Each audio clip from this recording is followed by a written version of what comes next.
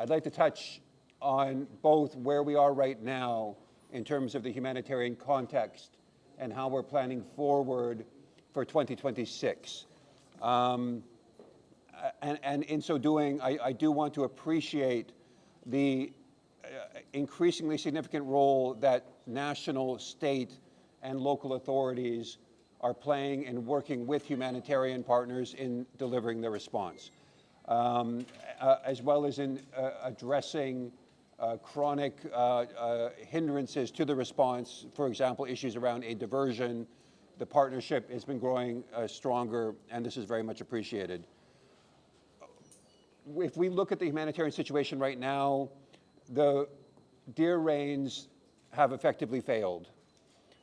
Previously, the GU rains were a little bit less than average in the center and south parts of the country, but failed in the northern parts of the country. And this means we're entering into a multi-seasonal drought. And our current estimates are that the number of people in acute food insecurity is going to raise by 1 million people over the course of these months, between October to December, raising from 3.4 million people to 4.4 million people in the short period of time. We've also seen an acute spike in generalized acute malnutrition in the last 3 months, I think going up by about 15% in a very short period of time. This makes us very nervous. It makes us very nervous because need is rising rapidly. At the same time, 2025 has seen an unprecedented collapse of humanitarian financing globally and in Somalia.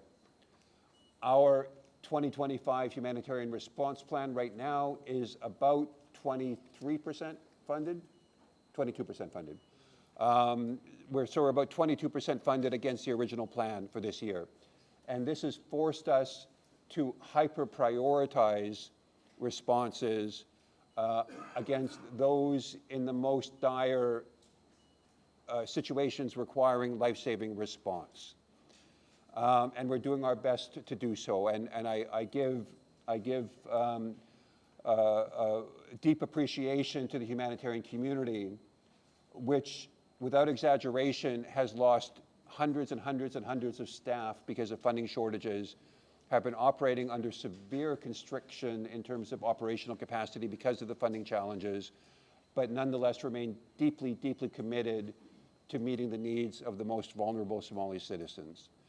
But we find ourselves in this unique moment where funding has collapsed and needs are now starting to go up very quickly again. And collectively, we need to understand how we're going to work together with the Somali government, with the state governments, with other parts of Somali society, the private sector, the philanthropic sector, the religious leaders, diaspora, certainly local civil society, to do business differently. When we look at conditions right now, in fact, they look very similar to the conditions that we saw in 2021, before the drought that risked a famine in 2022, 2023. They look very similar to the indicators in 2016, before there was a drought that risked a famine back in 2017, right? So this cycle is getting shorter and shorter and more extreme. And we should all be very worried about this. And we have time now to invest in a preventative response. The forecasts we have are that in the first quarter of next year, we're going to start seeing pockets of IPC5. IPC5 are people that are in famine-like conditions, right? So we are likely to see in the first quarter of next year the beginning of localized, in some areas, famine-like conditions. We have to do everything in our collective power to prevent that. However, unlike in 2022, unlike in 2017, the international community is not able to step in with $2 billion or $1 billion in response. That money doesn't exist anymore. We've discussed this in the last meeting that we had in, where was the last meeting? In Baidoa, yeah. So we discussed this issue back then as well. But the global pot of funding for humanitarian response has shrunk dramatically over the course of the past year. And that's a simple reality to which we have to adjust. And we have to look at other ways of ensuring that assistance gets to these people. We will do everything in our power to mobilize the resources that are available and make every advocacy nationally in Somalia, regionally, and globally. But we also need stepping in of new actors and expansion of new partners. And we need that very quickly. Because if we're not figuring out ways to expand response in the next couple of months, I do fear that on our map of food insecurity, we're going to start seeing red dots, which means risk of famine. And I think it is time right now to raise the alarm bell on this collectively. I also think, in addition to broadening partnerships into the private sector and the religious sector and others, we have to increasingly work on reducing future risk and vulnerability by investing in solutions.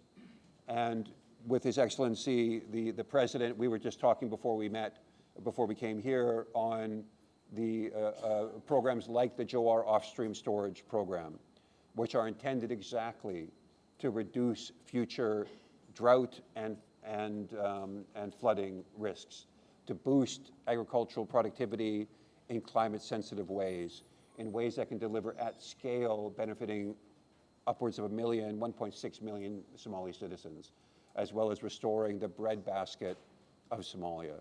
And we need to keep our eye on that future and not lose that. And that requires, and again, we had a good meeting of partners to the JOSP in Mogadishu about 3 weeks ago, where we discussed the financing requirements to move that ahead. These needs and imperatives can't compete with each other. We have to save lives now, because it's an urgent and required humanitarian imperative. But we also have to invest in solutions for the future that reduce need and vulnerability. If we had delivered on the JOSP 2 years ago, we might not have been in this situation right now. If we invest in solutions now, hopefully we can both prevent a current escalation of the food insecurity crisis and start to mitigate those risks for the future. So we look forward to working with you.